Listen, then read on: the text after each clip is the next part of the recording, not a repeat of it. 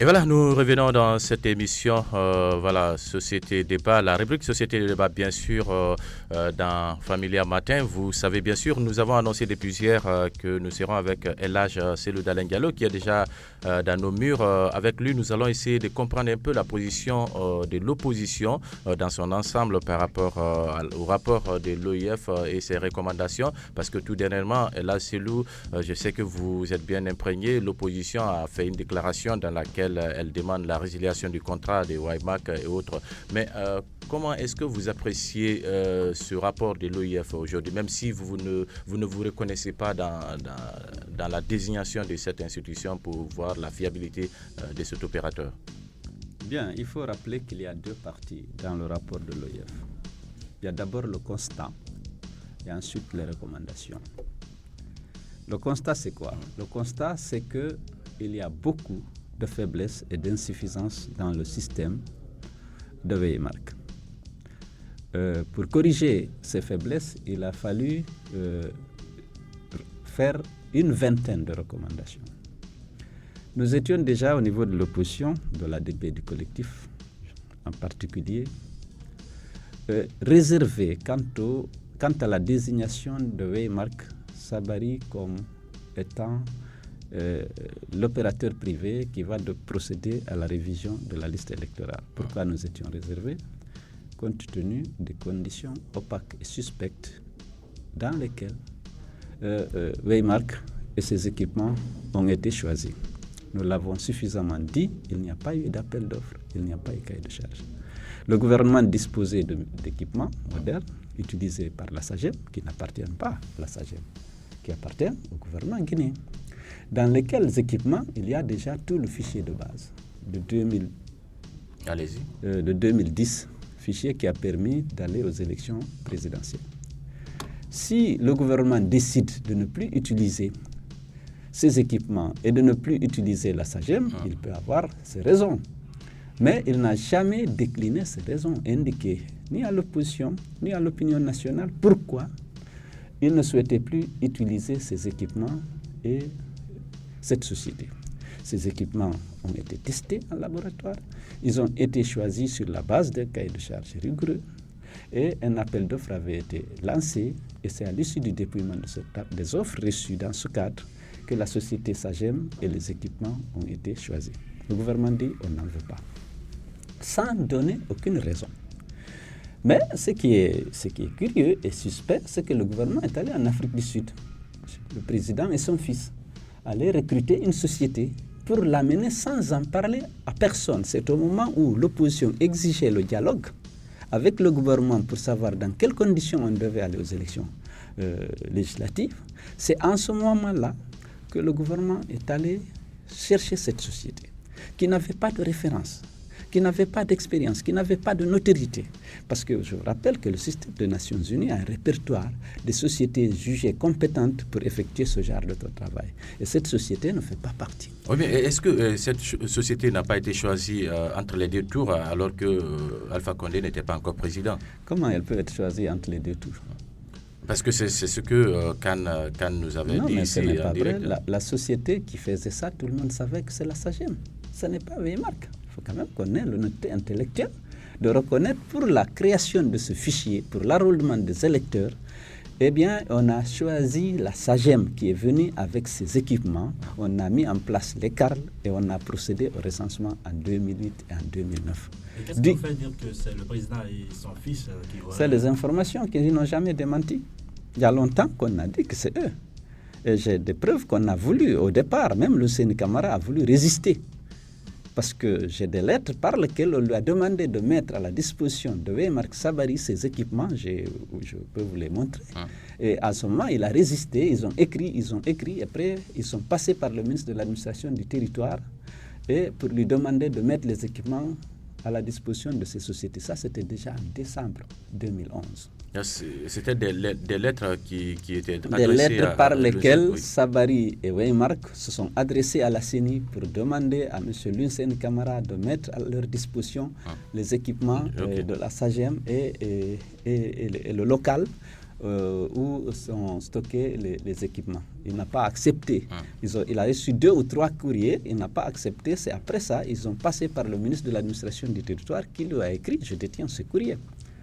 Donc, disons ça, c'est des détails. Le principe, le problème fondamental, c'est que pour une matière aussi sensible que l'élection, on ne peut pas choisir comme ça, en catimini, l'opérateur privé qui doit appuyer la CENI dans la mise à jour du fichier. Alors que, comme je vous l'ai dit, on a des équipements qui étaient là, dans lesquels il y a fichier, la révision était plus facile. Mais on ne nous a pas dit pourquoi.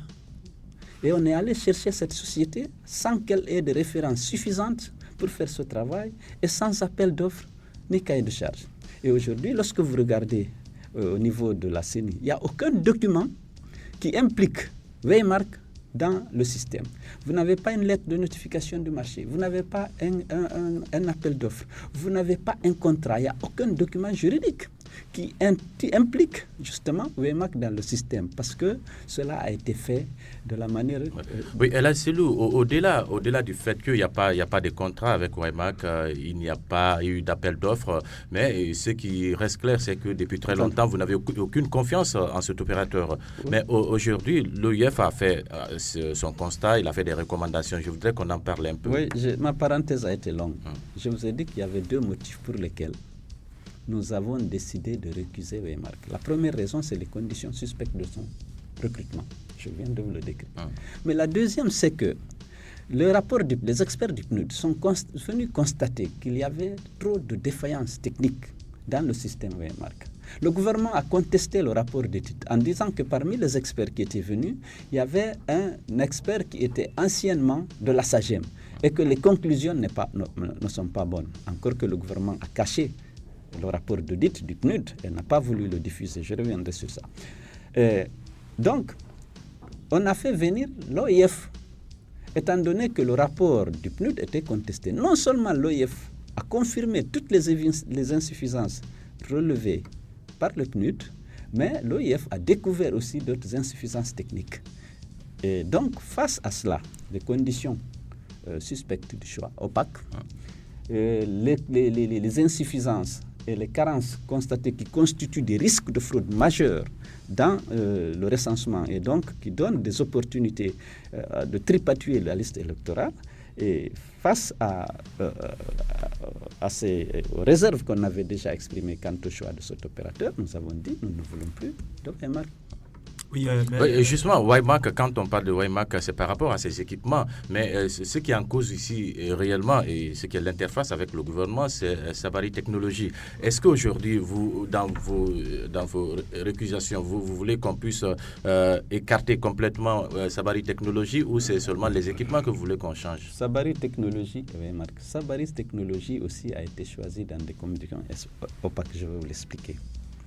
Je vous ai déjà dit que je détiens des courriers adressé à la CENI pour lui demander de mettre à la disposition de Sabari Technologies et de Waymark, je vais vous les faire parvenir, les équipements de la SAGEM, au fin de préparer la révision des listes électorales et la confection des cartes d'identité.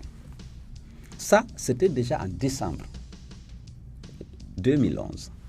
Lorsque nous avons dénoncé l'opération, nous avons dit qu'il n'y a pas eu d'appel d'offres et que cette attribution de ce marché était illégale, était inacceptable.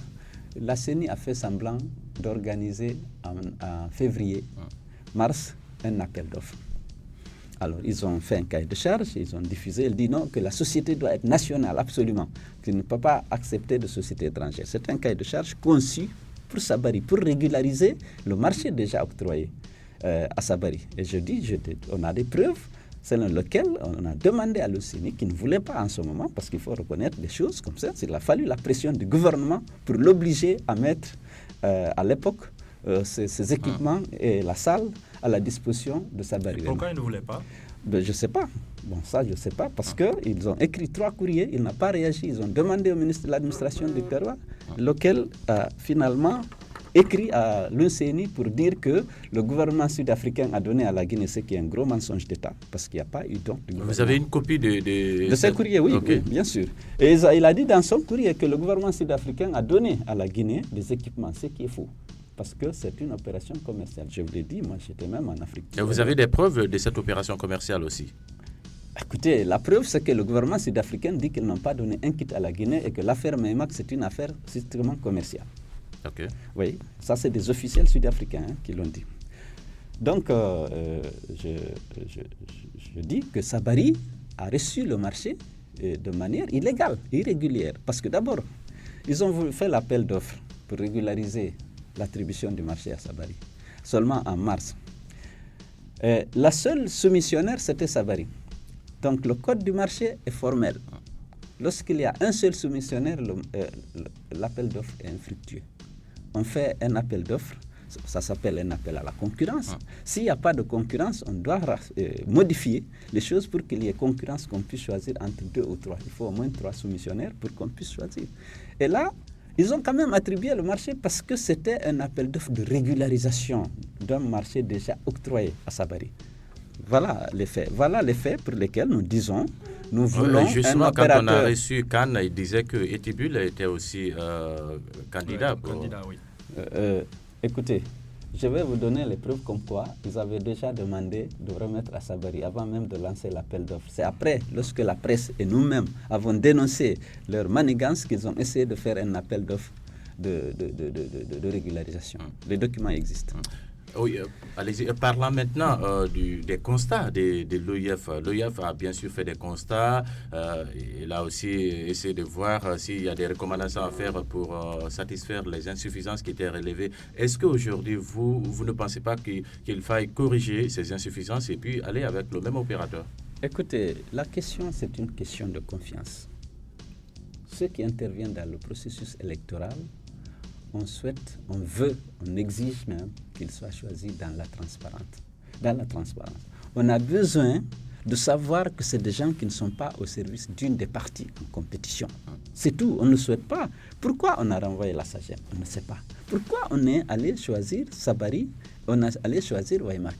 On ne sait pas. On dit que le contrat de la SAGEM était arrivé à terme.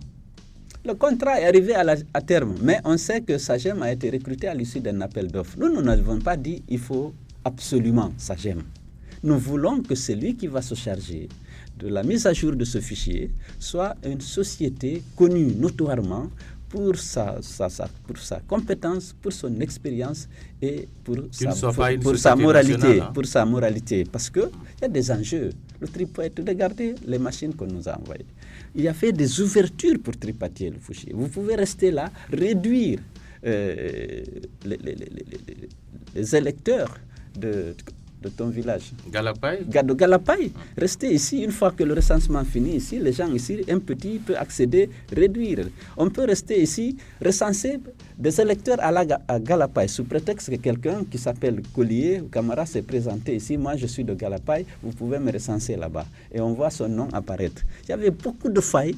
Nous avons pensé que c'était conçu comme ça, parce qu'ils avaient besoin de tripatouiller le fichier afin de donner au pouvoir, au RPG Arc-en-Ciel, la possibilité de gagner des élections qu'il ne peut nullement gagner. Leur argument, c'est qu'ils ont voulu éviter le problème que SAGEM avait, l'éloignement des électeurs de leur bureau de vote. Écoutez, les questions des bureaux de vote, ça peut se corriger avec le système SAGEM. Entre les deux tours, on a fait beaucoup de corrections. Avec le même système, on a augmenté les bureaux de vote. On a assisté en Haute-Guinée à des bureaux de vote de 20 personnes. Parce que c'était voulu comme ça. Mais on peut, sur la base, modifier la carte électorale sur la base des données. SAGEM est une société dont la technologie est reconnue internationale en matière de biométrie. Le FBI même utilise cette technologie. Ces kits ont été testés. Ces kits qui sont là contiennent déjà le fichier. Il y a des corrections à apporter, on peut les apporter et recenser ceux qui n'avaient pas l'âge d'être enrôlés pendant le recensement de 2008 et 2009. Dans tous les cas, si on a des motifs valables pour écarter la SAGEM, qu'on les présente, parce que nous sommes des hommes sensibles. Si on dit SAGEM a tel défaut, alors cherchez un autre maître. Alors on cherche un autre aussi dans la transparence. On fait le cahier de charge, on évite peut-être de recenser quelqu'un qui a les mêmes lacunes que SAGEM. Et on va dans le cahier de charge dire voilà quels sont les critères auxquels le nouveau cabinet doit satisfaire pour avoir le marché de mise à jour du fichier. en Guinée. C'est simple, mais dans la transparence. Mais vous savez, M. Koli, on s'est battu pour qu'on discute de toutes ces matières avec le gouvernement, pour qu'on sache comment on recrute la société qui va se charger de la révision. On a voulu qu'on discute de tous ces aspects, mais pendant 1 an, on a même marché pour que ce dialogue s'ouvre.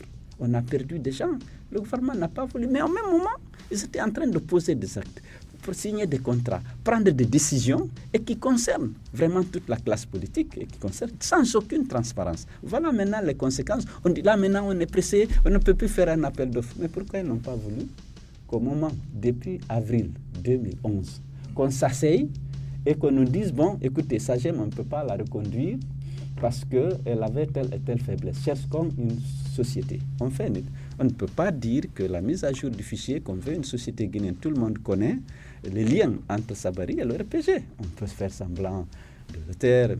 Khan qui était là-bas avant, qui maintenant, il y a un autre M. Condé qui gère ça, mais tout le monde connaît les affinités. Pourquoi on a choisi? Voilà. Le rapport de l'OIF n'a fait que confirmer vos inquiétudes, en fait. Aujourd'hui, est-ce que si le pouvoir décide d'aller aux élections, malgré vos réserves, est-ce que vous avez des marges de manœuvre d'empêcher le gouvernement de faire? Parce que c'est la voie qu'on voit que le gouvernement veut suivre maintenant. Je ne pense pas que le gouvernement puisse aller. Allez-y. Je ne pense pas que le gouvernement puisse aller... Allez-y. Faire du forcing pour organiser des élections sans l'ADP et le collectif, qui ont représenté pendant le premier tour 68% du corps électoral guinéen. Je pense que nous avons des revendications légitimes et fondées. Si ce n'est pas la mauvaise foi, l'obstination à organiser un hold-up électoral. Nous sommes ouverts au dialogue. Nous avons demandé pendant 1 an au dialogue. Pourquoi ouvrir le dialogue? Pour qu'on puisse trouver un consensus. On dira non, c'est impossible de recomposer la CENI, c'est impossible de changer. Aujourd'hui, Sabari avait marqué. Oui, mais ça c'est prémédité. On a voulu imposer à l'opposition, à la classe politique, un opérateur à la dévotion du pouvoir. Parce qu'on ne sait pas pourquoi on est allé jusqu'en Afrique du Sud. Il y a des sociétés connues, il y a un répertoire des Nations Unies dans lequel vous auriez pu puiser 2 ou 3 et leur dire, faites-nous une offre financière pour réaliser tel et tel travail. On n'a pas fait ça. On est allé choisir une société anonyme et à qui on a donné le contrat. Et Sabari, on a dit non, on ne veut dans l'appel d'offres aucune société étrangère. C'est une expertise. L'essentiel, c'est que le travail se fasse bien. Ce n'est pas ce nationalisme ombrageux-là. On n'avait qu'à recruter, identifier 5 cabinets connus internationalement. Aussi bien à l'OIF qu'aux Nations Unies, ils ont des cabinets connus pour leur sérieux, pour leur intégrité, pour leurs compétences et leur expérience. Leur dire, bon, faites-nous une offre. On pouvait même utiliser les kits de la SAGEM, parce que ça n'appartient pas à la SAGEM, ça appartient à la Guinée. On aurait dit qu'on veut une société, que la Guinée dispose de kits, d'un matériel de telle nature, de telle technologie. On veut avoir un cabinet qui va utiliser ça pour mettre à jour le fichier. Mais dans un minimum de transparence, on a besoin de la confiance de tous. L'objectif ultime étant de préserver la paix, qu'il n'y ait pas de violence post-électorale et pré-électorale. Si le gouvernement opte pour ça, pour les violences, pour refuse de dialogue, refuse de respecter les lois et s'engage dans une aventure comme ça, il sera responsable de tout ce que... Le dialogue aussi suppose que les deux parties fassent des concessions. Quelles sont les concessions possibles aujourd'hui de votre côté? Est-ce qu'aujourd'hui vous pouvez accepter qu'on essaie d'apporter des corrections et faire la recomposition de la CENI comme vous demandez dans vos différentes exigences et puis continuer avec le même opérateur? Pourquoi le même? Nous n'avons pas confiance. Nous n'avons rien contre lui. C'est une question de confiance, M. Collier. Ce n'est pas une question de leader, c'est une question des électeurs. Il faut qu'on ait confiance pour que demain, il ne faut pas qu'on ait ce qu'on a évité pour l'élection présidentielle. Les gens ne sont plus disposés à accepter n'importe quoi. Faisons l'effort de nous mettre ensemble.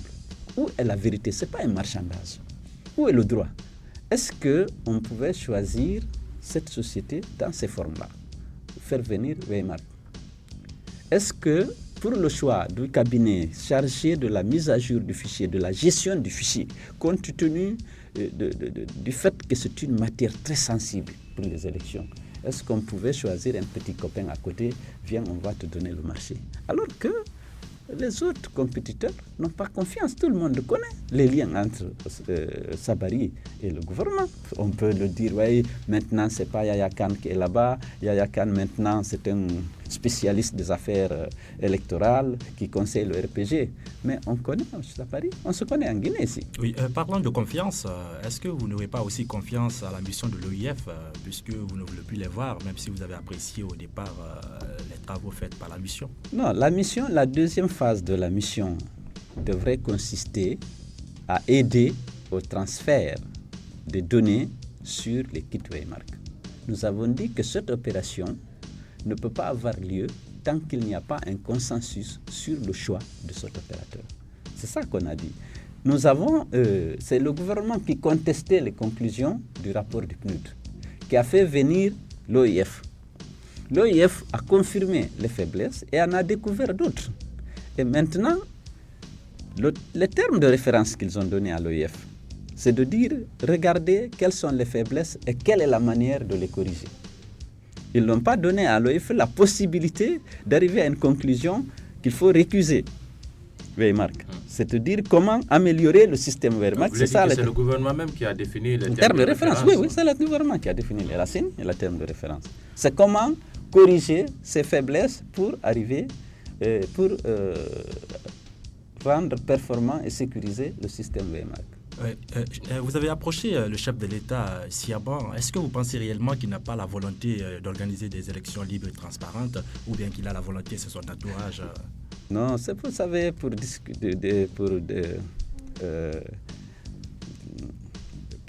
exonérer le chef de responsabilité grave, on dit que c'est l'entourage.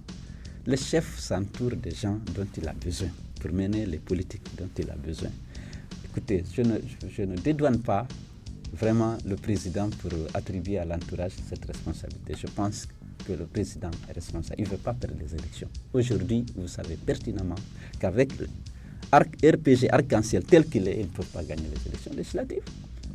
Vous le savez pertinemment. Aujourd'hui, si Papakouli va avec sa liste, Jean-Marie va avec sa liste, Kassouri va avec sa liste, Sidia va avec sa liste, Kouyaté va avec sa liste, l'UFDG va avec sa liste, je ne vois pas comment, dans le contexte aujourd'hui, comment RPG arc-en-ciel peut gagner les élections législatives. Oui, honnêtement. Il ne veut pas les perdre. Et il ne veut pas les perdre. Il n'a le moins que s'il utilise la CENI et s'il tripatouille le fichier. Et c'est ça l'objet. C'est pourquoi aujourd'hui il ne veut pas faire de concessions sur ça. Sinon, pour la paix, pour la démocratie, pour son image, si c'est ça qui manque pour aller aux élections, il veut bien dire, bon, écoutez, mettez-nous d'accord sur une CENI. Faisons assister cette CENI si vous voulez, mais moi je n'ai pas de problème. Alors choisissons dans la transparence. Un démocrate, je dis encore, la transparence des élections, ce n'est pas le jour des élections. C'est dans tout le processus. Jusqu'à présent, il n'y a eu aucune transparence. Dans les actes posés par le gouvernement et par la CENI, vous savez comment la CENI fonctionne. Pourquoi tout ça? On n'avait pas besoin. 2 avril 2001, on se retrouve, le gouvernement dit, moi je veux qu'on change d'opérateur parce que ça gêne. Vraiment, on n'a pas confiance. Il décline des motifs. S'ils sont valables, on ne peut pas s'attacher à une société. Il va dire, bon, je ne veux pas de ces équipements parce qu'ils comportent telle faille. Parce qu'on peut utiliser les kits de la SAGEM qui appartiennent à la Guinée, qui ont coûté de l'argent à l'Union européenne. On peut demander à une société de venir reprendre ces équipements et de conduire la révision. Voilà, au-delà de ces revendications techniques, vous avez des revendications institutionnelles également, notamment la recomposition de la CENI, le départ de son président. Est-ce que ce n'est pas empiétré à l'indépendance de cet organe chargé d'organiser ces élections? La CENI est un organe qui est d'essence consensuelle. La loi 013, il faut la lire. Elle compose la CENI. Elle dit, bon, l'opposition désigne 10, le pouvoir 10, la société civile 3. Pourquoi? Parce qu'on veut qu'au moment de délibération, on veut qu'au moment de prise de décision, que les deux parties qui entrent en compétition soient présentes de manière paritaire. C'est cet équilibre qui fonde la crédibilité et la neutralité de la CENI. Vous avez 2 types de CENI en Afrique. Il y a les CENI techniques, comme au Ghana, où on choisit des personnalités au-dessus de tout soupçon, qui ne sont pas affiliées, qui ne sont pas liées aux partis politiques de confiance, des personnalités crédibles. on dit organisez-nous les élections. Tenez la balance égale entre les partis politiques. Respectez et faites respecter le code électoral, les règles et les procédures en matière électorale. On trouve des gens comme ça dans beaucoup de pays. En Guinée, c'est très difficile. Bon, en Guinée, au Burkina, en RDC, un peu partout, on a choisi des séries paritaires. C'est-à-dire que le pouvoir et l'opposition désignent le même nombre de commissaires qui travaillent ensemble pour organiser. Et chacun veille sur le respect de règles et des procédures et du code électoral. Chacun prête serment de veiller sur ça. Tu n'es pas là pour défendre les intérêts de ton parti. Mais lorsque, pour favoriser des intérêts particuliers, les gens veulent violer la loi, les gens sont là, ils se rendent compte. Au moment de délibération, au moment de centralisation, au moment même du recensement, tout le monde est là. Et vous savez, tout ça, ils ont tout déstructuré. Ils ont créé des démembrements de la CENI qui sont vraiment des démembrements RPG arc-en-ciel. Les CARL sont RPG anciens. Ils ont tout démembré. Comment cela? Mais vous savez, on l'a dénoncé. On a dit que sur 100 représentants des partis, sur 100 membres des démembrements de la CENI, on a fait les statistiques lors du dialogue, on a produit des documents. Il y avait 70 de RPG, 10 de l'administration, 10 de la société civile et 10 de l'opposition.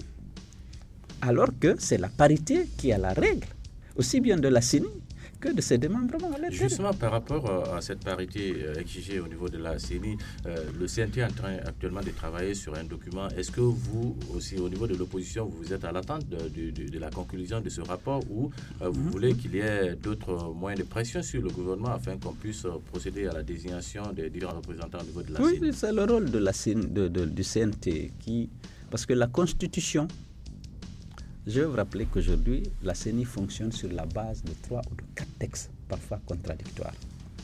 Il y a la loi 013, il y a la Constitution, il y a l'ordonnance du capitaine Dadis et il y a le code électoral. On n'a pas harmonisé les 4 textes.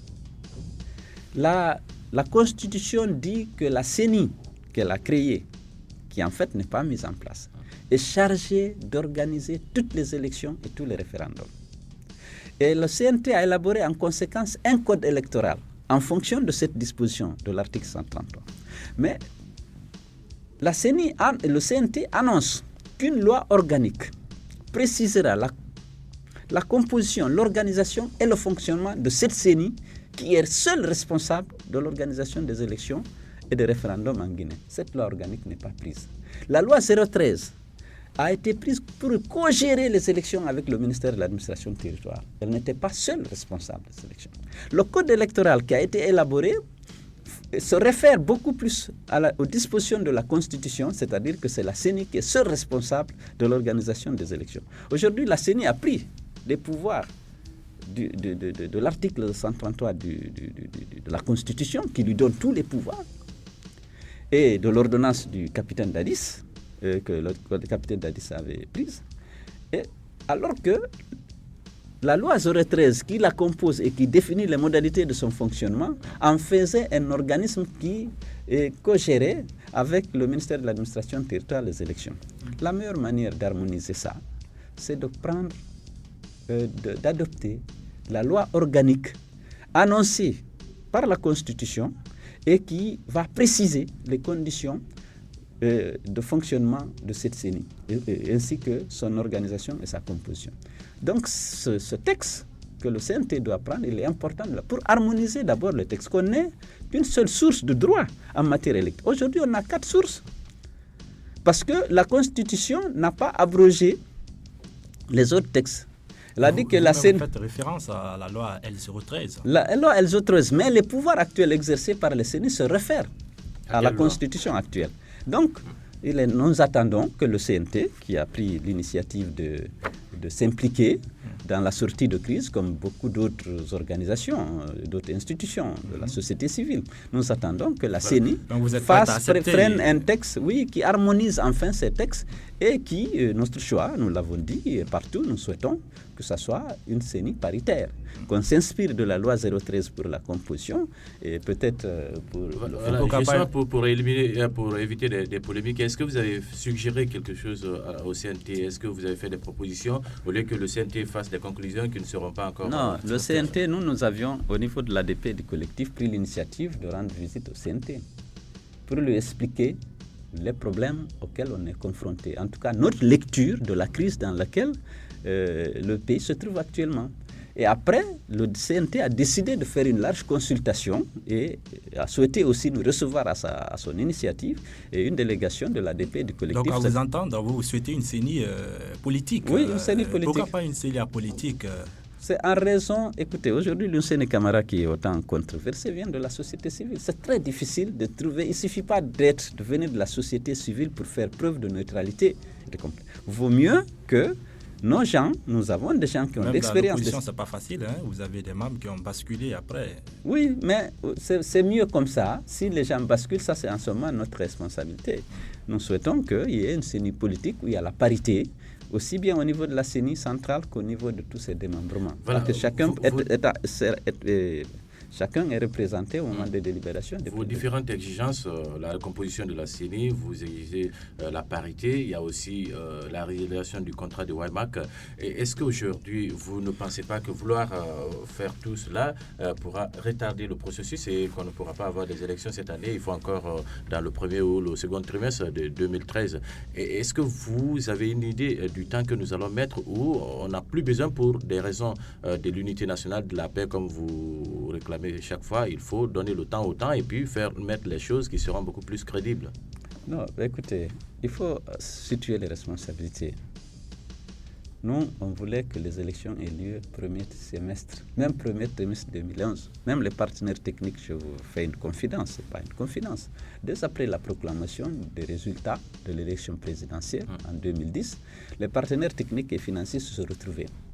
Ils ont décidé de suggérer aux deux candidats au deuxième tour d'accepter que les élections législatives soient organisées au premier trimestre 2011 avec le même fichier sans révision, avec la même CENI, avec le même président de la CENI, à l'époque le colonel ou le général Sangaré. Et ça nous permettrait de finir rapidement avec la transition, parce que si on retarde, on peut avoir des délais qu'on ne pourra pas contrôler. Et une fois qu'ils ont décidé de nous consulter. Ils nous ont envoyé une délégation chez moi qui était conduite par M. Van Damme, délégué de l'Union européenne. Ils nous ont proposé ça. J'étais un peu surpris. J'ai dit, écoutez, je ne peux pas vous répondre tout de suite parce que c'était une décision difficile à prendre. Nous avions beaucoup de griefs contre la CENI et tout ça. J'ai dit, je vais consulter ceux qui étaient hier mes alliés et puis la direction nationale de l'UFDG parce qu'ils étaient venus chez nous. Lorsque je les ai consultés, on a estimé qu'il était plus prudent pour nous d'accepter ça, d'organiser les élections au mois de mars 2011 avec la même CENI, avec le même fichier, sans révision, avec le même président de la CENI, le général Sangaré. Et le lendemain, M. Van Damme est venu, je lui ai notifié mon accord pour que cela soit fait ainsi. Mais lorsqu'ils sont allés voir M. Alpha Condé, il les a renvoyés, il a dit que ce n'est pas possible, qu'il n'ira pas jamais avec ce fichier, ni avec cette CENI. D'ailleurs, il va faire un symposium sur les CENI en Afrique pour savoir est-ce que les CENI sont toujours nécessaires. Vous vous souvenez de ça? Et que ce n'est pas sa priorité. Et les gens sont partis. C'est après ça, moi, que j'ai quitté la Guinée pour partir un peu à l'étranger, respirer un peu. Donc, et lorsque je suis venu ici en avril 2011, malgré l'accueil qui m'avait été réservé, vous vous souvenez, on a écrit pour demander qu'on se retrouve pour savoir comment on va aux élections, parce que pour nous, c'était encore peut-être possible d'aller aux élections, en tout cas, sinon au premier semestre, en tout cas dès octobre, novembre 2011. Mais ils ont refusé d'ouvrir le dialogue, vous le savez. Alors, au même moment, s'ils n'avaient pas ouvert le dialogue, ils n'ont pas posé les actes sur lesquels le dialogue aurait dû se prononcer, on n'aurait peut-être pas perdu du temps, mais au même moment, ils posent des actes de manière unilatérale et souvent illégale en violation de la loi et des règles et procédures. Ils n'ont pas voulu qu'on discute de la CENI. Ils n'ont pas voulu qu'on discute de la mise à jour du fichier, c'est-à-dire de la révision. Ils n'ont voulu rien, ils ont pris leur position, c'est ça, recensement intégral. Donc, selon vous, le facteur temps ne compte pas aujourd'hui. Aujourd'hui, il faut mettre l'accent, pas exclusivement sur l'urgence des élections. mais sur la transparence aussi des élections. Parce que rien ne sert d'aller à des élections non transparentes qui peuvent déboucher sur des violences qui peuvent mettre en cause la stabilité. Donc vous êtes prêt qu'on organise en 80, disons, non, même 2013, s'il y a une volonté, attendez, s'il y a une volonté politique, ce n'est pas exclu qu'on organise les élections au mois de novembre ou de décembre. Regardez, c'est simple. Je vous ai dit qu'il y a, par exemple, aujourd'hui, si moi je devais faire une proposition, je dis, on a des cabinets dont la réputation ne souffre d'aucune contestation. Vous demandez aux Nations Unies, fournissez-nous 5 cabinets qui savent bien faire son pas et qui sont d'une moralité connue. Parce qu'il y a des manipulations dans ces choses-là, il ne faut pas l'exclure. Bon, on dit, écoute, on fait un cahier de charge simple. Le Guinée dispose de 750 kits. Il est prêt à les porter à 1500. On peut acheter de nouveau rapidement. Mais sur les 750, vous avez déjà tout le fichier. Il n'y a pas de question de transfert, il n'y a pas de question de compatibilité. On cherche les mêmes et on transfère rapidement. On dit, bon, nous voulons cette société. Qu'est-ce que vous nous proposez comme prix? Pour faire cette opération, il s'agit de faire le recensement de la révision en 1 mois. C'est possible avec 1200, même avec 1200 kits SAGEM, des kits qui sont là parce qu'ils sont très très performants par rapport aux kits Waymark, ça n'a rien. Ce n'est pas du tout comparable. On recrute cette société qu'elle vient prendre possession de ces équipements et puis elle fait rapidement la révision. On va pour ne pas que le président perde la face parce que c'est lui qui a fait venir ça. De manière vraiment... On lui dit, bon, on va confier à Waymark la confection des cartes d'identité. Non qu'à le ministère de la Sécurité conclure là-bas un contrat et puis ils vont faire des cartes d'identité pour tous les Guinéens. Et puis la révision, on a sauvé le processus électoral. On pourra faire peut-être en décembre ou plus tard en janvier les élections législatives. On s'en sort avec la satisfaction de tout le monde. Tout de suite, vous avez dit que vous ne dédouanez pas le président de la République quand on parle de la responsabilité de son entourage. Mais en même temps, vous savez que vous avez donné mandat à Fodé Oussou d'aller rencontrer le chef de l'État sur la demande, bien sûr, du chef de l'État. Et quand il est sorti de cette audience, lui-même, il a déclaré que le président de la République est pris en otage par son entourage. Est-ce que ces deux propos ne sont pas contradictoires? Écoutez, les sentiments que les hommes peuvent donner, même lorsqu'ils sont dans un parti, ça c'est des sentiments, ce n'est pas une politique. Fodé Oussou peut avoir ses sentiments sur le truc, mais on n'a pas une politique du parti sur la responsabilité des uns et des autres. Il peut exprimer ce qu'il ressent. Ça, c'est ses sentiments, il est libre. Il n'est pas dit qu'il doit avoir le même sentiment que le président. Mais vous ne pensez pas vraiment que l'entourage, c'est vrai que vous avez dit que le président, les chefs d'État choisissent l'entourage qu'ils veulent autour d'eux, mais est-ce que vous ne pensez pas que cet entourage peut avoir une certaine influence qui ne soit même pas l'avis du président de la République, comme c'était le cas du général Lansana Conté? Vous-même, vous avez été victime de ce genre de choses. Oui, écoutez, ça, c'est comme ça, mais l'expérience aussi de l'homme, l'expérience des citoyens doit te conduire à savoir les opportunistes et les démagogues autour de toi pour les réduire chaque fois. Parce qu'un homme, pour prendre des responsabilités, pour prendre des décisions à ce niveau de responsabilité, a besoin de conseils objectifs. Et je pense que dès que tu te rends compte qu'il y a vraiment que les gens sont plus à la recherche de tes faveurs qu'à te donner vraiment des avis utiles pour la gestion du pays, tu dois les changer. C'est ça le problème. Mais la responsabilité, c'est un qui est élu, qui est déclaré élu. C'est M. Alpha Condé, c'est lui qui doit répondre. Tu dois veiller à ce que les actes que tu poses, les décisions que tu prends soient conformes aux attentes de la population, à tes promesses et surtout aux valeurs démocratiques. Pour revenir à la question institutionnelle, vous souhaitez avoir une CENI politique avec vos 10 représentants. Et si, dans sa recherche de solutions, le CNT vous proposait le contraire, une CENI technique à politique, qu'allez-vous faire? Écoutez, nous avons suffisamment expliqué au CNT ce que nous souhaitons. En ce moment, l'ADP et le collectif va se retrouver et prendra une position. Nous sommes dans un partenariat qui fonctionne très bien pour l'instant, malgré toutes les tentatives de nous diviser. Je pense que l'ADP et le collectif est devenu une force respectée et qui formulent des revendications pertinentes et qui sont fondées sur la loi. Voilà, nous allons revenir sur tout cela tout de suite avec nos auditeurs, mais on prend un autre cap. Tout dernièrement, vous étiez du côté des FRIA. Je crois que non seulement c'est un parti politique, mais vous faites aussi du social, où vous avez emporté avec vous 100 sacs de riz pour assister cette population des FRIA qui vit dans une misère totale, faute de fonctionnement de cette usine. Qu'est-ce que vous avez fait là-bas comme constat, malgré qu'on peut penser que c'est un terrain fertile aujourd'hui pour les partis politiques qui peuvent aller pêcher des poissons en eau trouble? Pêcher en eau trouble, moi je n'ai pas eu besoin de la crise Afria pour passer de loin premier sur les 24 candidats au premier tour. C'est mon fief, ça je n'ai pas de doute aussi. Mais ce n'est pas parce que c'est mon fief que j'ai fait le déplacement le dimanche dernier. J'ai estimé que des compatriotes étaient en difficulté, qu'ils ne méritaient pas cette situation.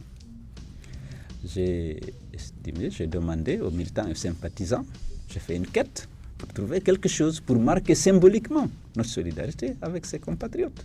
Et j'ai bien précisé que ce n'était pas destiné aux militants de l'UFDG, mais à tous les travailleurs de l'usine qui étaient dans cette situation. Les travailleurs, c'est vraiment difficile, c'est insoutenable. Imaginez simplement, vous avez sans doute des amis ou des parents qui sont là-bas. Lorsque vous faites 5 mois sans salaire, alors que vous n'avez pas prévu ça, et vous avez une famille, vous ne pouvez rien, vous n'avez aucun recours. Vous êtes venu voir le président de la République, il n'y a pas de suite, vous n'avez plus de recours. Vous êtes venu à la justice. On ne vient pas à votre secours. Votre secours, ce n'est pas vous apporter du riz, c'est de trouver une solution pour pérenniser vos emplois et garantir vos revenus. Lorsqu'il y a près de 60 000 personnes qui vivent autour d'une unité industrielle, l'État ne peut pas attendre qu'il y ait 5 mois, que 5 mois s'écoulent sans qu'on trouve une solution. J'ai rappelé à FRIA que par le passé, il y a eu beaucoup de crises, de sérieuses crises. Mais le gouvernement a pris ses responsabilités et a assuré la continuité de l'exploitation de l'usine et a maintenu les emplois dans ce pays. Il y a eu de graves crises. L'usine de FRIA est en crise. Oui, justement, par rapport à la crise des FRIA, vous êtes souvent indexé du doigt du fait de votre responsabilité. Quand vous étiez Premier ministre, c'est à cette époque que cette usine a commencé à connaître de mauvais jours. Et qu'est-ce que vous en dites? Parce qu'une fois là-bas, vous apportez votre soutien à des gens qui souffrent. Et parmi ces gens, certains pensent, ou même parmi vos détracteurs, que vous êtes responsable de cette misère aujourd'hui. Ça veut prêter trop de pouvoir et trop de responsabilité. Au-delà de ça, il convient de rappeler un certain nombre de faits marquants dans la vie de l'usine pour comprendre peut-être les décisions, le sens des décisions qui ont été prises, au lieu d'attribuer à Selou, à Fodé Bangoura ou au président Conté la responsabilité d'avoir vendu l'usine Oris. La question n'est pas là. Ce n'est pas une question émotionnelle. Aujourd'hui, il y a bien sûr l'émotion à raison de la crise même humanitaire qui frappe les résultats de ça. Mais l'usine de FRIA, je l'ai rappelé, est en crise depuis longtemps. À partir au début des années 90, mais déjà à la fin des années 89, il y a 3 partenaires qui se retirent de l'usine. En 1993, on constate que l'usine n'est pas... Au début des années 90, j'étais directeur d'échange à la Banque centrale. On a eu un rapport sur la compétitivité de l'usine de FRIA. Il y avait 183 usines dans le monde, usines d'alumine. FRIA était la 181e par le coût élevé du prix de revient de la tonne d'alumine. C'était à l'époque, je vous dis, à 181 $ la tonne, le coût de revient, alors que le prix de vente était à 165 $. Les partenaires qui étaient dans Frialco, Péchiné, Noranda, Alcan, voulaient se retirer. Des négociations ont été menées avec le gouvernement guinéen qui avait le souci de maintenir l'outil, de préserver les emplois. Parce qu'il y a des crises cycliques au niveau du marché de l'alumine et de l'aluminium. Les négociations ont été menées, c'était très dur parce que les partenaires voulaient se retirer. Je rappelle qu'en 1973, la Guinée est entrée dans le capital de FRIA. et a pris 49% de ce capital. Il est resté au partenaire 51%. Mais l'introduction de la Guinée dans le capital s'est traduite par un certain nombre de dysfonctionnements. Les recrutements étaient politiques. Le gouvernement disait recruter tel, recruter tel. En 1975, il y a une crise, une grève sérieuse, au terme de laquelle le gouvernement a affecté dans la fonction publique 100 cadres parmi les meilleurs. Je ne cite pas 71 avec l'agression, l'arrestation d'Émile Kantara et l'arrestation de beaucoup de cadres compétents qui étaient formés par l'usine. En 1975, donc, après cette grève aussi, on a fait une épuration. On a renvoyé à la fonction publique les meilleurs cadres de l'usine et on a affecté des fonctionnaires. Ça a découragé les partenaires. Je vais vous dire quand est-ce qu'on a tout ça. Bref, je reviens avec la première crise de 92 où les partenaires ont décidé de rendre le tablier. D'ailleurs, il y a eu 2 ou 3 qui sont partis. Et le gouvernement a dit, bon, qu'est-ce qu'on fait pour sauver l'usine? Les techniciens sont assis, ils ont décidé de faire un plan de réduction des coûts. On a fermé l'économat qui coûtait très cher à l'usine.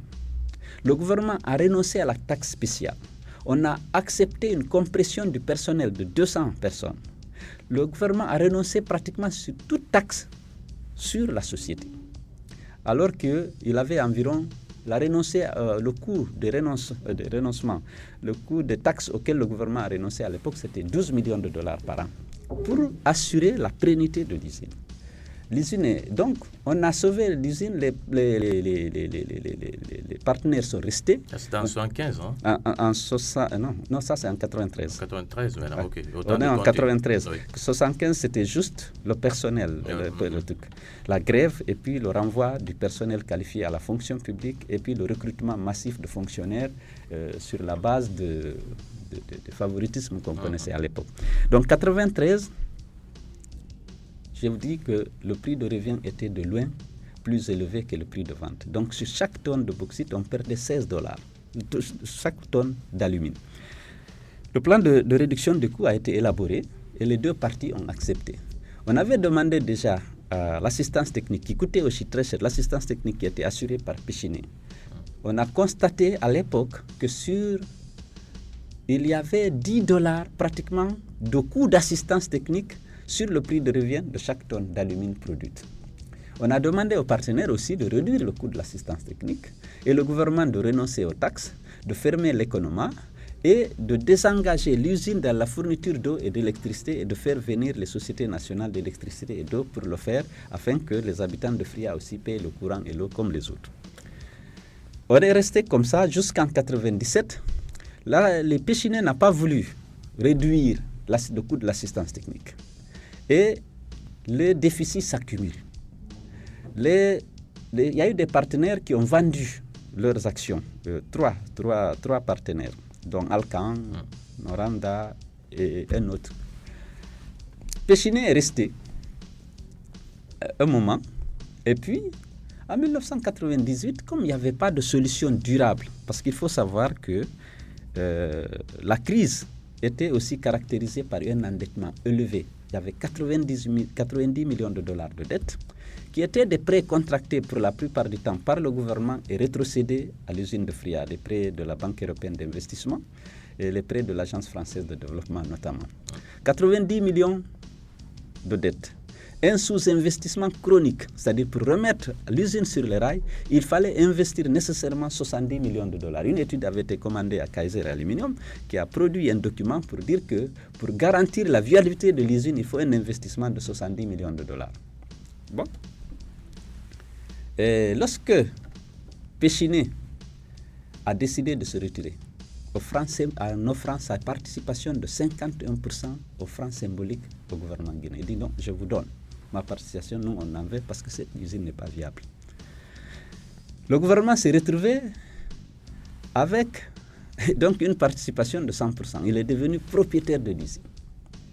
Il n'est pas outillé pour gérer une usine d'aluminium. Parce que les débouchés, c'est entre les multinationales. Tu ne peux pas vendre sur le marché spot tous les jours 50 tonnes d'alumine, 100 tonnes. Il faut avoir des contrats de vente. Or, les gens de Péchiné, à un moment donné, n'étaient plus prêts à prendre même l'alumine de Fria. Parce que Entre-temps, Péchiné a été absorbé par Alcan. Vous savez, les fusions-acquisitions qu'il y a eu dans le monde industriel. Bon, alors le gouvernement se retrouve avec cette usine dans les mains, caractérisée par un sous-investissement chronique, par un endettement élevé et par un outil vieillissant. Parce que les partenaires avaient cessé d'investir sous prétexte que le gouvernement fait trop de l'ingérence et que, et s'ils sont retournés au franc symbolique, c'est dire qu'il y avait un problème. 51% de leur participation, tenez, moi je vous donne, je m'en vais. C'est parce qu'il y avait un problème, c'était un signal. Bien. C'était en 98. Oui, 98. Et vous étiez où à ce niveau? En 98, j'étais déjà dans le gouvernement, ministre des Transports. Encore que je vais vous dire tout cela, ce n'est pas parce que j'étais un acteur, mais j'étais membre de la cellule d'appui au comité de coordination économique et financière, au CCF, qui se réunissait, qui faisait les propositions. Et j'étais depuis 1985, toutes les réformes, j'étais directeur à la Banque centrale. Et l'actuel ministère des Finances, qui était mon patron, m'avait confié généralement tout ce qui était entreprise, que ce soit les privatisations et tout. Donc je suivais ce qui se passait. Et j'ai tenu à rendre mes informations toujours actuelles. Même lorsque j'ai quitté, ce n'est pas parce que j'ai participé à ces discussions. Une fois, en tant que directeur de change, je suis allé négocier un prêt, un emprunt à la BI, au Luxembourg, pour Fria. J'étais avec Djigui Camara, qui est à l'époque directeur de la coopération. Comme je vous l'ai dit, en fait, depuis que le gouvernement est entré dans le capital, les sociétés, les partenaires n'ont pas financé. Ils passent par le gouvernement pour rechercher des financements auprès des bailleurs de fonds institutionnels comme la BI et l'Agence française de développement. Donc, le gouvernement est propriétaire de 100%. Il cherche des solutions parce qu'il n'a pas l'expertise pour gérer une usine d'aluminium. C'est compliqué. Donc, il fait une consultation restreinte. Il consulte 5 grands du monde de l'aluminium pour leur demander de venir prendre la part de Frialco et de Péchiné. Et malheureusement, personne ne manifeste d'intérêt pour venir à Fria. Je vous dis encore que Fria était un outil en crise. Fria n'est pas compétitif. Il fallait beaucoup d'investissements pour que cela soit. Donc, les sociétés consultées, dont je peux vous donner les noms d'ailleurs, il y avait Kaiser, USA, Comalco, Australie, Transworld, USA, Mark Rich, Suisse, Insurance, Islande. Ces 5 sociétés, le gouvernement leur a proposé de venir être ses partenaires stratégiques, individuellement bien sûr, pour le management de l'usine de Fria. Les gens ont dit que ça ne les intéressait pas. C'est après ça qu'une société américaine qui s'appelle Reynolds a exprimé l'intérêt pour une location-gérance de l'usine pendant 15 à 25 ans pour tester la rentabilité à terme de l'usine et après, il pourrait voir s'il peut être partenaire du gouvernement sur le truc. Des négociations ont été menées avec Reynolds et un contrat de location-gérance a été signé. En 1999 et en 2000, Reynolds a pris possession de l'usine de Fria. 2 ans après, il a estimé que ça ne l'intéressait plus. Il a vendu son bail à Rusal. Rusal a acheté le bail avec Reynolds. Et Reynolds s'est retiré, Rusal a pris possession des installations. Selon les informations, Rusal a dit qu'il ne peut pas, il y avait toujours un sous-investissement critique parce que l'usine était vieillissante. À l'époque, vous étiez maintenant Premier ministre? Non, je n'étais pas encore en 2000. Non, je n'étais pas Premier ministre, j'étais ministre des Transports. Okay. En 2000, c'était en 2000. Oui, en 2000. Okay. Bon, alors en 2000, Rusal a cherché, a pris le truc. Parce que là, je précise qu'on est en train de voir votre responsabilité dans cette affaire. Oui, mais bon, voilà, vous n'étiez pas chez le capitaine Dadis, hein, c'était en direct. L'affaire Fria, lui-même, il a dit pourquoi Daling est là. Bon, mais je reviens sur ça. Voilà, ça ne c'est pas suffisant. Si vous voulez, je peux. Allons-y. Il faut que les auditeurs et vous-même. Justement, c'est parce que c'est important. Oui, c'est important. Donc, Rusal a estimé qu'il ne peut pas investir si les locataires gérant. Il faut peut-être qu'on lui vende l'usine. Les négociations auraient été menées avec le cabinet particulier du président, auquel on avait transféré une bonne partie des compétences du ministère du Mines. Vous vous souvenez? Il y avait eu un décret qui avait fait du cabinet particulier du président vraiment une super structure chargée de la gestion du secteur minier. Et à l'époque, les négociations ont été menées avec les Russes et on a signé un protocole d'accord qui est visible, qui existe, qui est là, au terme duquel l'État s'est engagé à vendre l'usine à Rusal. Parce que c'était la seule manière de pérenniser l'exploitation de l'usine et sauver l'usine de Fria. Et ça, c'était à partir de la superstructure de la présidence. Oui, selon les des mines, 2002, oui, parce qu'il y avait le cabinet particulier. Encore le cabinet particulier. Dirigé par qui? Il y a eu d'abord le premier lorsqu'on a donné de larges attributions au cabinet particulier, c'était Madi Souma qui était nommé, mais après il a été transféré comme ministre des Mines et Mili Mono a pris la direction du cabinet particulier. Je vois pourquoi son nom paraît. Et à combien l'usine a été vendue? Écoutez, je ne sais pas, je ne peux pas vous le dire là tout de suite, mais oui, en tout cas, ils ont fixé un prix, ils ont décidé de vendre l'usine. Après, il y a eu beaucoup de... Parce que c'est une opération suffisamment documentée. Vous savez, chaque fois qu'il y a eu des actes, il y a eu un document. Et ces documents existent. Et je pense que ceux qui affirment que c'est celui qui a vendu l'usine, c'était à l'époque le souci de me disqualifier pour la présidentielle. Mais le capitaine Dadis avait eu l'honnêteté de regarder ça en face, en profondeur, parce qu'il y a un rapport qui a été dit, il dit qu'il ne comprend pas pourquoi Daleng est là. Et M. Fodé Bangoura, qui était secrétaire général aussi à la présidence, avait été convié. Il a dit non, ça c'est des opérations qui ont eu lieu avant que Daleng ne soit Premier ministre. Il est là. Et donc, c'était en direct à la télévision, les gens se souviennent, mais il faut qu'ils disent, aujourd'hui, pour éviter de parler du problème concret qui est posé, il faut qu'on trouve un bec émissaire. Si on doit régler le problème de Fria, c'est dans la sérénité, dans la lucidité. On va chercher de régler de compte. Je rappelle que lorsque Rusal a demandé, Rusal était le numéro 1 mondial de l'aluminium, à l'époque, jusqu'à présent, je crois. Alors, ce n'était pas... Je ne peux pas me prononcer sur les prix ou sur les trucs. C'est qu'à l'époque, la Guinée avait besoin. Il y a eu deux choses qui montraient que l'usine, en tant qu'entreprise, parce que les gens font la confusion. J'ai entendu quelqu'un dire, même le chemin de fer vaut ceci. Le prix d'une entreprise, ce n'est pas la valeur historique des actifs pris isolément. C'est la capacité à générer des bénéfices.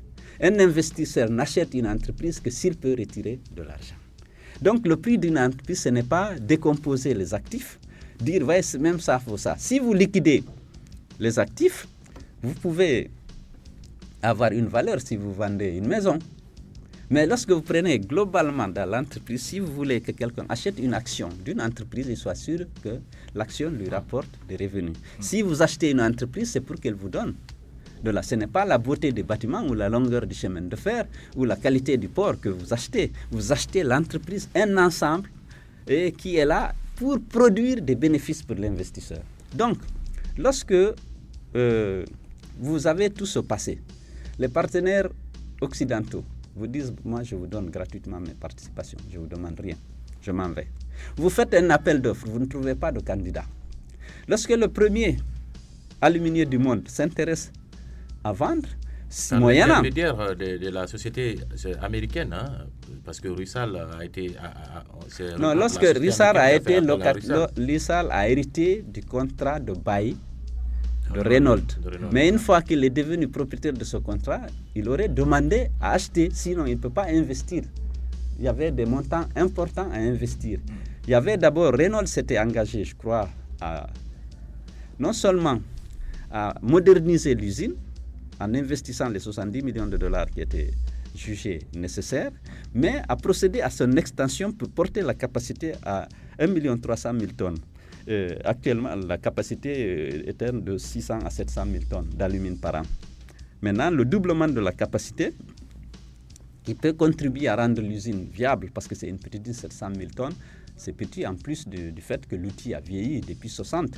On a produit les premières tonnes d'alumine de cette usine. Donc, après, le gouvernement a décidé de vendre ça en 2002. Et donc, le protocole d'accord est là. Les PV qui ont sanctionné toutes les réunions sont disposés. C'était dans le document auquel a eu droit d'ailleurs le général Sekouba et en tant que ministre de l'audit et le capitaine Dadis Samara qui était président du CNT. Et nous avons été tous parce que quelqu'un a dit c'est tel et tel. Bon. Donc, C'est ça la réalité. Et en ce moment, vous étiez ministre des Transports et des Travaux publics. Des Travaux publics. Oui. Voilà, puisque vous dites que vous suiviez cette affaire depuis le départ, même quand vous n'étiez plus aux affaires, vous avez continué à actualiser vos informations. Non, quand je ne sais plus aux affaires, ce n'est pas évident. Parce que oui, bon, mais je me documente. Je veux savoir, parce qu'on vous a laissé développer votre argumentation, c'est très important, et puis ça éclaire la lanterne des auditeurs. Mais est-ce que, après tout ce que vous avez dit, c'était nécessaire quand même de vendre, parce qu'on a l'impression que le gouvernement quand même ne pouvait plus rien faire avec cette usine? Oui, mais c'était nécessaire de vendre. L'État n'aurait pas pu gérer en tant qu'État un complexe industriel de cette nature, où il y a des technologies, il faut être en accord avec des laboratoires, où il faut avoir vraiment des bases solides, des ressources financières, des débouchés. C'est pas, l'État ne peut pas vendre, parce que l'alumine n'est pas un produit qu'on peut vendre seulement sur le marché spot, c'est-à-dire tu n'as pas de contrat. À long terme, tu peux produire et ne pas trouver preneur. Qu'est-ce que tu fais de l'alumine? Tu l'as déjà produit. Donc, il faut avoir des contrats. Vous savez, les multinationales de l'aluminium, elles ne sont pas aussi nombreuses que ça. Il y a certaines, tu ne peux pas sortir de ça. Il n'y a pas d'amateur. Okay. Je ne dis pas que le prix était bon. Je n'ai pas évalué. Je ne me suis pas prononcé sur le prix, je n'étais pas amené à me prononcer sur le prix, mais je pense que c'était une décision opportune de vendre l'usine à Rusal. Ce qui laisse à comprendre que cette situation qu'on vit aujourd'hui était prévisible, et c'est peut-être Rusal qui n'a pas mis le paquet, mais nous allons revenir. Et voilà, nous revenons dans cette rubrique Société Débat des Familles Matin. Comme je vous ai rappelé, nous sommes avec Elhadj Cellou Dalein Diallo, qui est le président de l'UFDG. Voilà, Jésus-Pierre. Voilà, Elhadj. Toujours, on est dans la crise avec cette usine. Aujourd'hui, Rusal a proposé pour une sortie de crise qu'il faut 50 millions de dollars. Et ça avec, bien sûr, le projet Janjan. Qu'en pensez-vous par rapport à cette proposition de solution? Écoutez, je n'ai pas d'éléments sur la situation actuelle, d'éléments techniques et financiers pour me prononcer sur une telle proposition. Ce que je sais, je l'ai dit, c'est que l'usine en fait, souffre d'un sous-investissement chronique. Ce que j'ai oublié de rappeler, c'est que dans l'accord avec Reynolds, Reynolds n'avait pas repris la dette. La Guinée avait repris la dette, d'autant plus que c'est la Guinée, qui avait contracté les emprunts auprès de la BI et de l'AFD. Dans la convention de Reynolds, celui-ci devait verser à la Guinée un montant devant lui permettre de faire face aux échéances de cette dette qui était revenue à la charge de la Guinée. Ça aussi, c'était donc un effort, en quelque sorte, du gouvernement pour garantir la viabilité de l'usine. Mais tant qu'il n'y aurait pas eu cet investissement massif pour moderniser l'outil, la rentabilité de l'usine n'aurait pas pu être rétablie, ça je le sais. Mais ceci dit, par rapport à la crise actuelle, c'est qu'il a manqué d'efforts, de responsabilité aussi de la part de Rusal que du gouvernement. On ne peut pas arriver à un blocage compte tenu des risques liés à l'arrêt de cette usine. C'est-à-dire qu'on devrait, à mon avis, le gouvernement devait prendre des mesures conservatoires avec Rusal, vous assurer la continuité de l'exploitation et on négocie jusqu'à ce qu'on trouve vraiment un accord par rapport à ce qu'il faut faire, et bien étant entendu que le gouvernement reste disposé aussi à contribuer à la résolution de la crise, mais Rusal aussi qui a ses responsabilités, parce que je crois que l'usine lui a été vendue moyennant quand même un certain nombre d'engagements. Il faut s'assurer que Rusal les a respectés ou pas. C'est vrai que depuis un certain temps, Rusal est un peu harcelé, on remet en cause l'opération de vente de manière souvent émotive, sans rechercher vraiment des éléments objectifs et pertinents, susceptibles d'être posés dans une table de négociation. Vous savez, il y a beaucoup d'émotions en Guinée. Oui, l'usine a été bradée, les gens ne connaissent pas la situation réelle de l'outil. J'ai rappelé ces faits pour que, enfin, on ait tous conscience qu'il y a un problème. Si on veut assurer la pérennité de l'usine et des emplois qui y sont, il va falloir que nous prenions le taureau par les cornes. Non seulement que Rusal, s'il doit rester, prend des engagements, mais le gouvernement aussi devrait sans doute apporter sa contribution à la restructuration. Vous pensez que c'est par rapport au doute que Rusal a quant à la garantie même de cette opération qui fait aujourd'hui qu'on a tout ce débrayage? Bon, ça peut avoir contribué parce que les entreprises ont besoin d'avoir des certitudes. Est-ce que sa propriété sur l'usine est reconnue? Ça ne semble pas être reconnu aussi bien par le gouvernement de la transition, le gouvernement de M. Alpha Condé. Sinon, on ouvre lucidement des négociations pour s'assurer de la pertinence, les gens ont dit que la valeur de l'usine était de 150 millions ou je ne sais pas, 300 millions de dollars. Je n'ai pas vu de rapport qui évalue le prix. C'est que les éléments que je connais, c'est la vente aux francs symboliques par Péchiné et son groupe au gouvernement guinéen, et puis l'appel d'offres infructueux que le gouvernement a réalisé en 1999 pour essayer de trouver des partenaires, que ça n'intéresse pas beaucoup de monde. Je tiens à rappeler que le gouvernement ne peut pas gérer l'usine parce que l'alumine, c'est un produit intermédiaire, semi-fini. Seules les usines d'aluminium peuvent l'acheter. On ne peut pas utiliser l'alumine sur le marché. Donc ça, c'est une contrainte qu'il faut nécessairement négocier avec un aluminier. Et donc, il ne faut pas penser que l'usine est là, on peut l'exploiter. Si on n'a pas d'accord avec des aluminiers, ça ne peut pas marcher. Voilà, vous-même, vous l'avez rappelé tout à l'heure, Freya, c'est votre fief, si on s'en tient, n'est-ce pas, au résultat de l'élection présidentielle passée. Qu'est-ce que vous faites pour, vous aussi, de votre côté, résoudre la crise? On vous a vu avec 100 sacs de riz, c'est vrai, mais ce n'est pas suffisant. Qu'est-ce que vous faites? Oui, je n'ai pas de responsabilité. Ce que je peux, c'est livrer ma propre expérience, mes propres petites connaissances. Je n'ai pas été sollicité, je ne sais pas. Je pense qu'en pareille circonstance, chaque fois qu'il y a eu des crises, le gouvernement et les partenaires se sont retrouvés. Et chacun a fait ce qu'il pouvait faire pour maintenir justement cette usine en activité. Aujourd'hui, je sens qu'il y a des risques, mais dit-on que l'usine s'arrête. Si elle s'arrête, ça va être extrêmement coûteux de la relancer. Extrêmement coûteux. Ça ne parlera plus de 50 millions de dollars selon les techniciens. Donc il est important, il y a 60 000 âmes d'êtres humains, des Guinéens, qui sont menacés dans leur dignité, dans leur vie. Il faut que considère que c'est une priorité pour le gouvernement. Un parti d'opposition comme moi, je ne peux pas m'impliquer. Je ne peux pas m'impliquer. Mais le gouvernement, parce que le gouvernement a un contrat malgré tout avec Rusal. Parce que si Rusal a acquis les équipements industriels, Rusal a une convention avec l'État guinéen. C'est cette convention qui a été signée en février 1958 entre les autorités coloniales et Péchiné. C'est cette convention qui a été amendée au moins à 2 reprises, qui donne le droit d'exploiter la bauxite, de transformer, qui définit le régime fiscal, qui définit tout. Et donc, le permis d'exploitation est octroyé toujours par le gouvernement. Nous allons pas très rapidement parce que nous allons laisser les auditeurs tout de suite s'ils veulent poser des questions, mais restons toujours dans le cadre minier. Vous savez, tout dernièrement, il y a des événements qui se sont déroulés du côté des Zogota où la société Vallée est installée.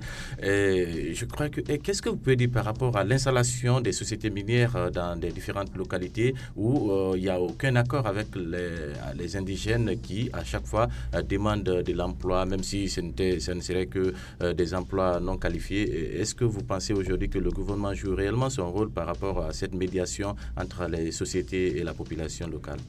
Parlant de Zogota, je voudrais exprimer ma solidarité avec les proches qui ont perdu des parents à la suite de la répression qui a été organisée pour réprimer des revendications légitimes.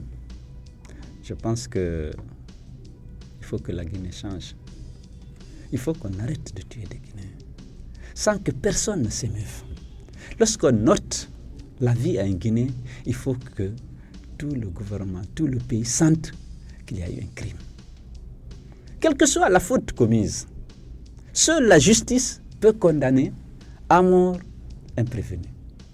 Les forces de l'ordre n'ont pas le droit de tuer des citoyens, quelle que soit la faute commise par ailleurs. Ça, vraiment, on a déploré la réaction des forces de l'ordre qui viennent nuitamment dans un village pour procéder à des assassinats de citoyens guinéens, alors qu'ils sont chargés de la protection de leur vie. S'ils ont commis des cafouilles, il faut les arrêter dans la dignité, les transférer, les traduire devant un tribunal, les juger dans la dignité et les condamner. On ne peut pas envoyer nuitamment, réveiller des gens, des pauvres gens, les tuer parce qu'ils ont fait des revendications. Quelle que soit la violence des revendications par ailleurs. Encore qu'ils n'ont pas tué, il n'y a pas eu mort d'homme. On a dit qu'on a cassé peut-être des équipements. Oui, mais ce n'est pas comme ça. Nous avons toujours déploré ce genre de répression. J'ai rappelé que l'UFDG, on a eu 9 morts depuis que M. Alpha Condé soit à la suite des violences, à la suite des répressions organisées par ces forces de l'ordre. Jamais le gouvernement s'en est ému. Jamais il n'a ouvert des commissions d'enquête. Est-ce que la Guinée a changé en matière de droits de l'homme? Je crois qu'on a reculé. Ce qui est arrivé à Degouta doit être une source de préoccupation de tous, parce qu'il faut qu'on se donne tous la main pour exiger désormais que ça s'arrête, qu'on ne tue jamais, plus impunément, un Guinéen. Voilà. Alors, dans la question des choses, déjà, autant... En même temps, je rappelle que les auditeurs peuvent maintenant nous appeler sur le 64 46 61 96 ou encore le 63 43 47 03. Allez-y, Alage. Je disais que par rapport aux relations entre les entreprises avec les populations locales, le gouvernement avait essayé depuis un moment d'essayer d'avoir une taxe pour contribuer au développement local. Parce que jusqu'à présent, jusqu'à une période récente, c'est que la politique, c'est que la mine appartient à la nation. Ça n'appartient pas à une localité. Ça fait partie du patrimoine national. Et que les taxes pour les premières compagnies minières, que ce soit CBG, que ce soit Frigia, que ce soit Aredor, en tout cas les premières sociétés minières, la taxe était prélevée uniquement au profit du budget national. Mais à un certain moment, on s'est rendu compte qu'il était utile que les villageois qui sont à proximité des mines soient aussi aidés, dans la mesure où, comme quelqu'un l'a rappelé ici dans votre émission, c'est leur terre qu'on donne. L'environnement est pollué, c'est eux qui sont les premières victimes. Et s'il y a des avantages, il faut qu'on pense à eux. On a décidé d'avoir une taxe locale affectée justement au développement local. Et bien entendu, il y a la question de l'emploi qui est complexe parce que si c'est objectif, vraiment les emplois sans qualification, on peut gérer de manière à satisfaire ceux qui ont perdu, le plus perdu, que ce soit aussi une compensation, parce qu'ils sont là, ils n'ont plus leur champ, ils n'ont plus l'environnement qu'ils avaient, ils n'ont plus la tranquillité qu'ils avaient. Pour les taxes sans qualification, ou même avec leur donner une certaine priorité. Mais ne pas tomber aussi dans le piège de dire qu'il n'y a que les gens de cette région qui doivent être embauchés, parce que l'unité de la nation aussi a ses exigences. Et on a eu les premières installations industrielles dans notre pays, à Fria, à CBG, à Boké, c'est vraiment toute la Guinée qui se retrouvait là. Voilà. J'ai été réglé, j'étais à Sigiri, cette question s'était posée, j'étais Premier ministre, j'étais avec le ministre Ahmed Tidiane Souaré, les gens ont posé, j'ai dit écoutez, il ne faut pas trop... c'est bon que de manière flexible, on tienne compte vraiment de ceux qui subissent du préjudice du fait de l'exploitation de cette minière, mais il ne faut pas en faire un monopole des gens de la région. Et cela, jusqu'à présent, a été une politique. C'est de la flexibilité, mais il faut éviter les discriminations aussi. Parce qu'aujourd'hui, les compagnies minières se plaignent. Ils ont des pressions de la part des gouvernements pour recruter des gens du RPG Arc-en-Ciel. Et par ça, c'est une réalité. Les sociétés minières se plaignent. Prenons le tout premier auditeur, Bamba Roger, qui nous appelle de Dar Salam. Bonjour Bamba. Bonjour M. Kalem. Oui, je vous écoute. Bonjour à LSTV, bonjour à tous les visiteurs de Family AFM. Moi, je me demande quelle a été l'objet de l'invitation de LSTV dans ce matin, mais ce qui reste clair, c'est que quelqu'un vient au pouvoir avec dans son valise le mensonge, l'intoxication, le rumeur et la malhonnêteté. Qu'est-ce que vous voulez dire, Bamba? Vous posez votre question et il faut aller droit au but. Je ne sais pas, Bamba Roger. C'est que je ne veux pas que le LSTV se déplace sur plein de rumeurs. C'est les gens qui sont très habitués de des comportements pareils comme ça.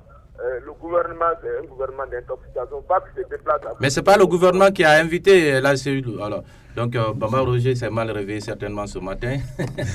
Il peut revenir. On peut prendre d'autres auditeurs sur le 104 46 61 96 ou le 63 43 47 07. Oui, il y a un autre auditeur, nous le prenons. Allô? Allô, bonjour. Bonjour. Oui, bonjour. C'est Diallo Mamadjan de Koloma. Oui, Diallo, je vous écoute. J'ai 10 questions à poser. La première question, lors du tournée du leader Selouda Diallo et à Forcaria, Madame le préfet lui a dit de ne pas s'arrêter.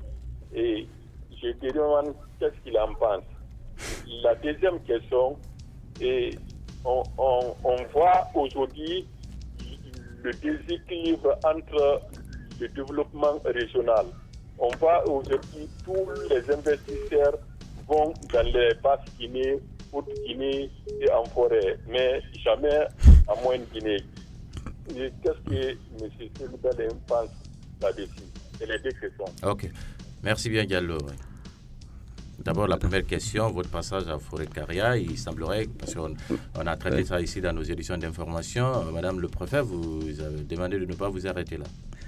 Bon, écoutez, lorsque j'ai traversé la frontière venant de Sierra Leone, j'ai vu que la Guinée a commencé. Madame le préfet était juste derrière la corde pour m'accueillir. Elle m'a annoncé qu'elle est venue m'accueillir. J'étais très content. Je me demandais qu'est-ce qui me valait cet honneur. Et puis, elle m'a demandé qu'on aille s'asseoir là, dans un petit hangar où des chaises étaient aménagées pour me notifier que je n'avais pas le droit de m'arrêter à Forêt-Caria et qu'ils ont dispersé déjà les jeunes de Pamalap qui étaient venus m'accueillir et qu'il fallait que je continue sur Conakry.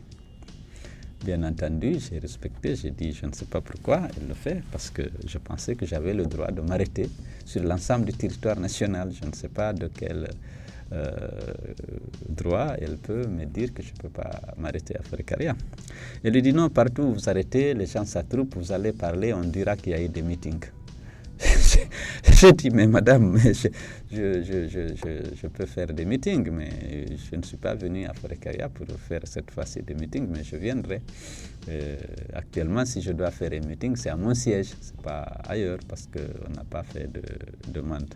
Elle dit, non, vraiment, ne me créez pas de problème, il faut continuer. J'ai dit, non, madame, je ne peux pas continuer, d'autant plus que c'est prévu que je prenne le repas à Forêt-Caria à 14h. Les gens ont préparé, ils m'attendent. Il dit non, vraiment, vous pouvez arriver à Conakry, c'est pas très loin, il ne faut pas me créer de problèmes. Parce que parfois vous vous arrêtez, les gens viennent et on va dire que vous avez fait un meeting et moi, je n'ai pas l'autorisation de laisser tenir des meetings. J'ai dit à madame, je ne peux pas obtempérer, je ne peux pas, je m'arrêterai à Forêt-Caria, vous pouvez alors faire en seulement ce que vous voulez. Bon, c'est comme ça, on a discuté, ne me créez pas de problème, vous connaissez l'administration. Je dis non, mais je ne pourrais pas vraiment, je m'arrêterai à Forêt-Caria, je serai Est-ce que vous lui avez posé la question si elle aurait reçu des instructions particulières?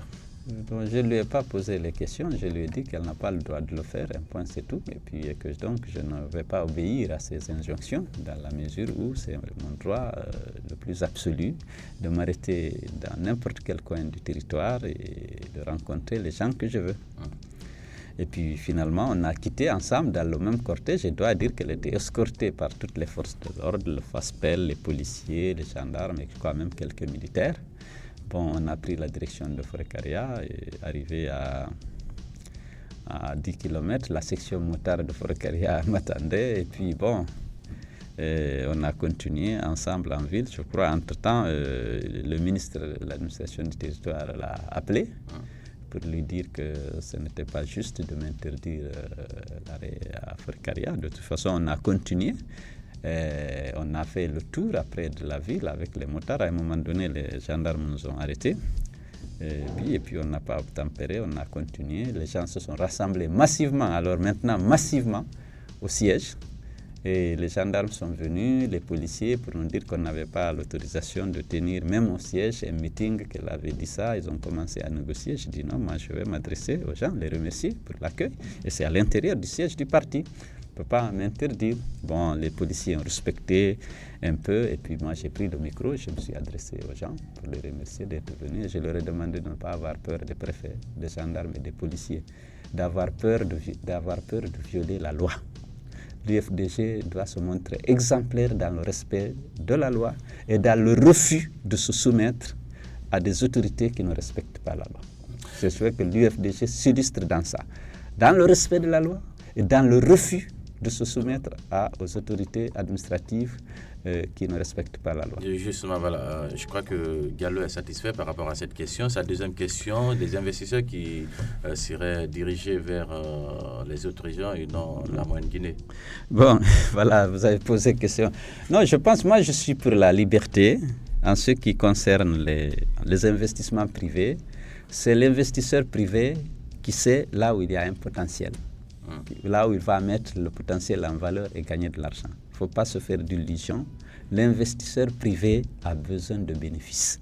Il investit là où il y a un potentiel, là où il y a une mine, là où il y a des possibilités de fructifier son capital et de gagner de l'argent. Il appartient à l'État, par contre, de distribuer les projets à l'intérieur du territoire de manière équitable afin de lutter partout contre la pauvreté et pour promouvoir dans chaque localité de Guinée la prospérité pour les citoyens guinéens.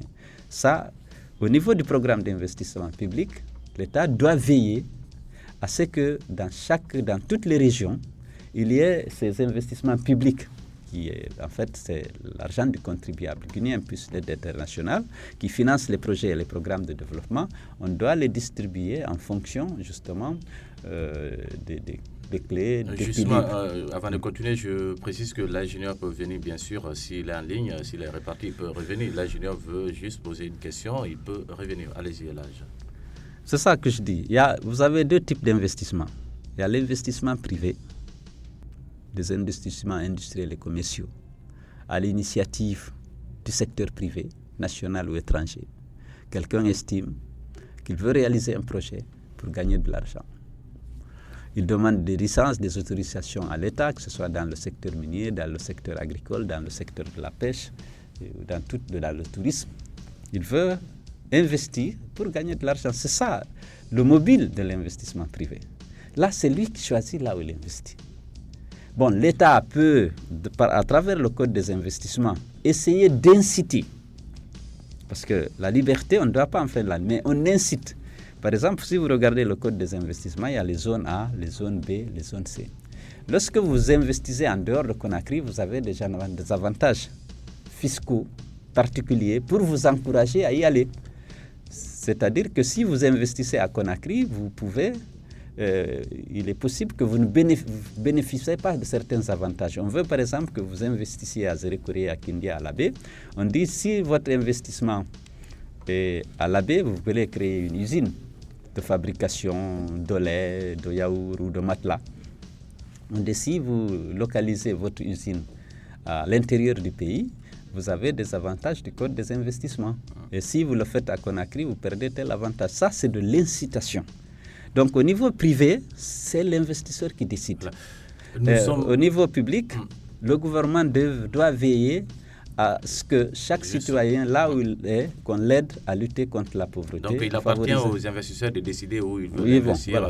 Voilà. C'est-à-dire qu'on ne peut pas demander à Valais d'aller à Dalin et mettre une usine de fer lorsqu'il n'y a pas de fer à Dalin. Voilà. Mais à Zogota, il y a une mine de fer qui est là, qui est très riche. Et puis, ils ont découvert ça, ils ont décidé d'installer l'usine là.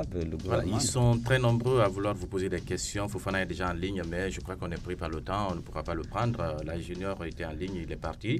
Parce que nous sommes déjà pris par le temps. Avant qu'on ne se quitte, Elhadj Cellou Dalein, qu'est-ce qu'on peut retenir aujourd'hui par rapport à l'opposition? Étant le chef de file de l'opposition, je sais que ce que vous allez dire, c'est ça la position réelle de l'opposition. Par rapport à l'organisation des élections, qu'est-ce qui est votre position qui ne peut pas changer tant que ça ne s'est pas réglé? Nous avons 3 conditions. Nous en avions une dizaine. Nous avions une dizaine de revendications, vous le savez. Nous avions demandé l'accès des partis publics aux médias publics. C'est impossible. Vous suivez aujourd'hui la RTG, heureusement, des presses privées comme Familia, Évasion sont là. Mais la RTG, elle n'a jamais été aussi gouvernementale que maintenant. Vous le suivez. On n'a pas accès. C'est impossible. On ne parle plus de ça. On avait demandé le rétablissement des élus locaux qui avaient été limogés arbitrairement et illégalement par M. Alpha Condé, sans aucun fondement juridique. Nous n'en parlons moins. Aujourd'hui, pour aller aux élections, nous avons demandé la liberté de circulation sur le territoire. Vous venez de donner l'exemple de Forêt-Caria. On se plaint, mais on en parle moins.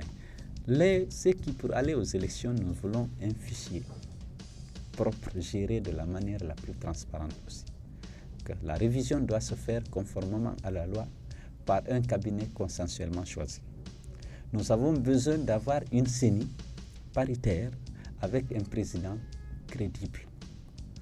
Parce que vous ne pouvez pas me dire qu'aujourd'hui, la CENI actuelle satisfait aux dispositions de l'article 8 de la loi 013 qui exige de la part d'un commissaire la compétence, l'intégrité, la bonne moralité. On ne peut pas dire que cette CENI est compétente.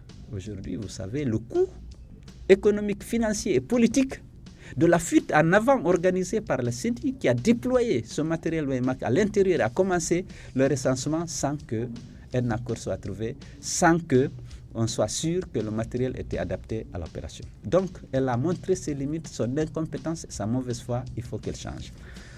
Là, c'est le vote des Guinéens de l'extérieur pour l'UFDG.